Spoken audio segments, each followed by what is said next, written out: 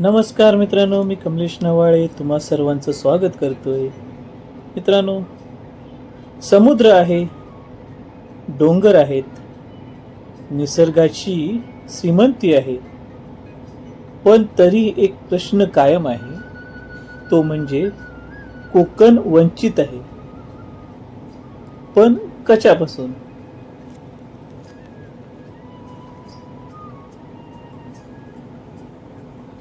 कोकण वंचित आहे म्हणजे पूर्णपणे मागे नाही, पण काही महत्त्वाच्या गोष्टींची कमतरता अजूनही जाणवते. सोप्या आणि स्पष्ट भाषेत पाहूया. कोकणात मोठे कारखाने, IT पार्क्स, इंडस्ट्रीयल झोन कमी आहेत. त्यामुळे स्थानिक पातळीवर नोकऱ्यांची संधी खूप कमी आहे.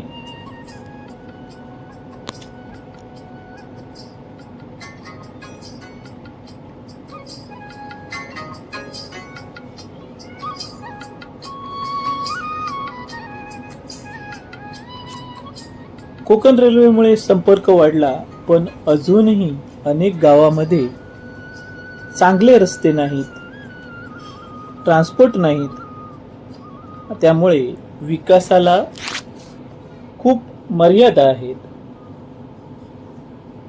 मोठी हॉस्पिटल कमी आहेत, स्पेशालिस्ट डॉक्टर कमी आहेत. गंभीर आजारांसाठी लोकांना मुंबई किंवा पुणेला जावे लागते.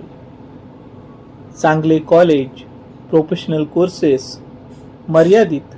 त्यामुळे विद्यार्थीही बाहेर जातात आणि परत येत नाहीत.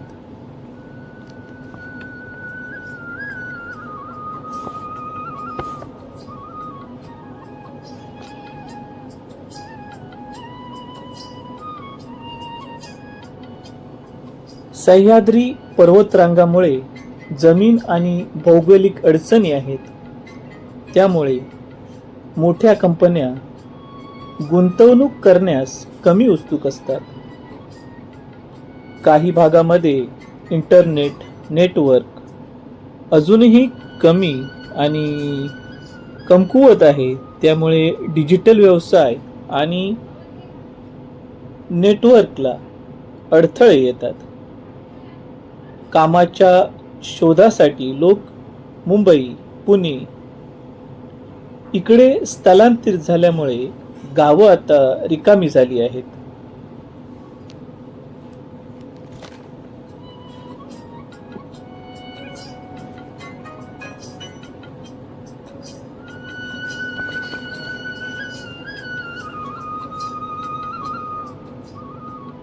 कोकण वंचित आहे. मोठ्या शहरांसारखी येथे सोयी नाहीत, पण समृद्ध आहे निसर्गाने, संस्कृतीने आणि शांततेने. कदाचित खरा विकास इथेच दडलेला आहे. कोकण विकासापासून दूर आहे का? कदाचित खरा विकास येथील निसर्गामध्ये दडलेला आहे. कोकण विकासापासून दूर आहे का हा प्रश्न महत्त्वाचा आहे आणि त्यामागील ऐतिहासिक, भौगोलिक आणि सामाजिक कारणेही सोप्या भाषेत सांगायची झाली तर सुंदर दिसणारा हा प्रदेश विकासासाठी मात्र खूप कठीण आहे. खोल दऱ्या, डोंगर, अरुंद रस्ते, मोठ्या उद्योगांसाठी जी जागा सोपी नाही. कोकण प्रदेश सह्याद्री पर्वतरांगा आणि समुद्र यामध्ये अडकलेला आहे.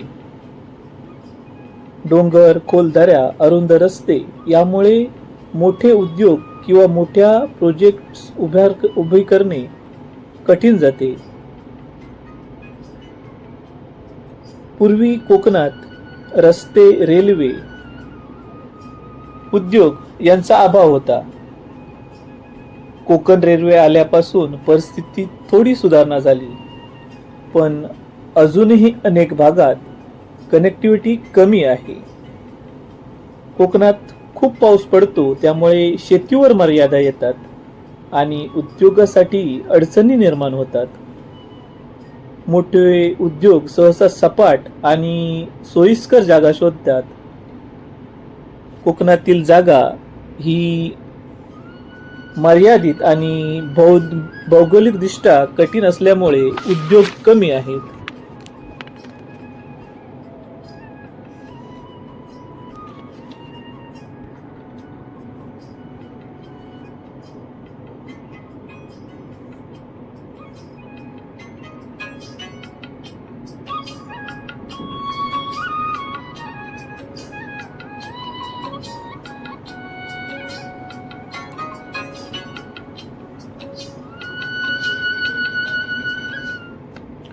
कामासाठी लोक मुंबई किंवा पुणे याकडे प्रस्थान करतात. त्यामुळे गावात काम करणारे लोक आणि कमी राहतात. कोकण हा निसर्गाने समृद्ध आहे, पण पश्चिम घाट हा संवेदनशील भाग असल्यामुळे मोठे प्रकल्प सुरू करताना मर्यादा येतात. कोकण हा निसर्गाने समृद्ध आहे. कोकण फक्त जमीन नाही, तो एक जिवंत निसर्ग आहे. पश्चिम घाट हा जगातील महत्त्वाचा जैवविविधता भाग आहे. म्हणूनच इथे विकास करताना मर्यादा येतात. पण प्रश्न असा आहे की निसर्ग वाचवायचा की विकास करायचा?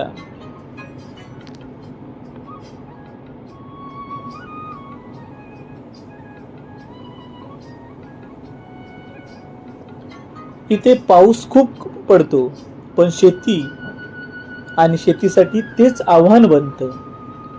जमीन मर्यादित आहे, उत्पन्न कमी आणि मेहनत जास्त.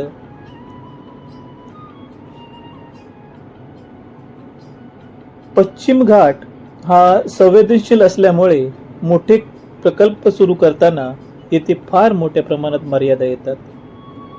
कोकणातील शेती, मासेमारी आणि पारंपरिक व्यवसायावर येथील लोक अवलंबून आहेत. आधुनिक उद्योगात मोठ्या प्रमाणावर बदल कमी दिसतो.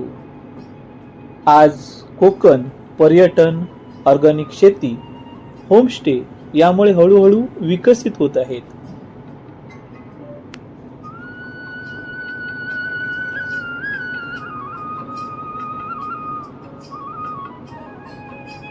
खरंच मित्रांनो, पण आता चित्र बदलत आहे. पर्यटन, होमस्टे, ऑर्गॅनिक शेती, कोकण हळूहळू स्वतःचा मार्ग शोधतोय. मोठ्या उद्योगधंद्यापेक्षा शाश्वत विकासाकडे वाटचाल सुरू आहे. कोकण मागे नाही, तो फक्त वेगळा आहे. इथे विकासाचा अर्थ फक्त पैसा नाही, तर निसर्ग, संस्कृती आणि माणुसकी आहे. कदाचित भविष्यात कोकणच आपल्याला शिकवेल की खरा विकास म्हणजे काय. मित्रांनो, तुम्हाला काय वाटतं? कोकणात मोठे उद्योगधंदे यायला हवेत का, की निसर्ग जपणं जास्त महत्त्वाचं आहे? कमेंट्स मध्ये नक्की सांगा. मित्रांनो, हा कोकणाचा निसर्ग आपण पाहतो. हा निसर्ग म्हणजे देवाने दिलेली एक दैवी देणगी आहे. आणि ही दैवी देणगी जर टिकवून ठेवायची असेल तर शाश्वत विकास हा घडणे गरजेचं आहे. आपला विकास म्हणजे आपली जी पारंपरिक पद्धती आहे, पारंपरिक शेती आहे, पारंपरिक उद्योगधंदे आहेत, त्यांना बळ दिलं पाहिजे.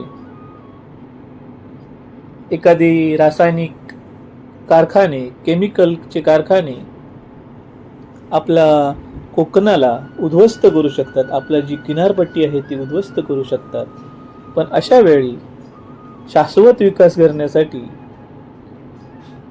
ज्या पारंपरिक पद्धती आहेत, पारंपरिक शेती आहे, पारंपरिक उद्योगधंदे आहेत, जे शेतीशी, येथील निसर्गाशी निगडीत असे आहेत, त्यांचा विकास झाला तर आपलं कोकण नक्की विकसित होईल. मित्रांनो, विकास ही परिभाषा, विकास म्हणजे काय तर केवळ पैसा नव्हे. विकास म्हणजे काय तर केवळ उद्योगधंदे नव्हेत. विकास म्हणजे काय तर मोठमोठाली बंदरं नव्हेत. विकास म्हणजे निसर्ग संपूर्ण असा कोकण आणि नटलेला असा हा कोकण जसा आहे तसाच राखणे म्हणजेच ही आपल्या कोकणाच्या दृष्टीने निसर्गाची नातं जोडून, त्याशी घट्ट नातं जोडून त्याचा विकास करणे. निसर्गाचा जो सुंदर असा रूप आहे, सुंदर असं जो रूपडं आहे, ते आपण त्याला साज चढवणे म्हणजेच कोकणचा विकास होय. येथील शेतकरी पारंपरिक पद्धतीने जी शेती करत आहे त्याला बळकटी देणे म्हणजेच आपला विकास होय. मासेमारी असो तसेच इतर प्रकार असो, या सर्व उद्योगधंद्यांना बळकटी देणे, जे पारंपरिक उद्योगधंदे आहेत त्यांना बळकटी देणे म्हणजेच शाश्वत विकास आहे. मित्रांनो, खरंच तुम्हाला वाटतं का की कोकणात मोठे उद्योगधंदे यायला हवेत, की निसर्ग जपणं महत्त्वाचं आहे? तुम्हाला काय वाटतं हे नक्की सांगा. मित्रांनो, ओढ कोकणातील मातीची या चॅनलच्या माध्यमातून मी वेगवेगळे विषय, कोकणातील जे वेगवेगळे विषय असतात ते विषय तुमच्यासमोर मांडण्याचा प्रयत्न करत असतो. एका हे नाण्याला दोन बाजू असतात, तसेच विषयाला दोन बाजू असतात. त्या दोन्ही बाजू मांडण्याचा मी प्रयत्न करत असतो. तर तुम्हीही तो अतिशय योग्य पद्धतीने पाहायला पाहिजे. तुम्ही त्या विषयाकडे योग्य पद्धतीने पाहायला पाहिजे. मित्रांनो, हा व्हिडिओ आवडला तर नक्की लाईक करा, शेअर करा, सबस्क्राईब करा आणि आजूबाजूच्या लोकांना दाखवायला विसरू नका. आजूबाजूच्या लोकांना सांगायला विसरू नका की माझं कोकण कशा प्रकारे पुढे चाललं आहे. निसर्गसंपन्न असं माझं कोकण कशा प्रकारे श्रीमंत आहे हे तुम्ही या व्हिडिओच्या माध्यमातून सांगण्याचा प्रयत्न करा. एकमेकांना शेअर करण्याचा प्रयत्न करा. आपले जी बच्चे कंपनी आहेत त्यांना सांगण्याचा प्रयत्न करा. तर मित्रांनो, परत भेटूया एखाद्या नवीन व्हिडिओमध्ये नवीन विषय घेऊन. तोपर्यंत धन्यवाद.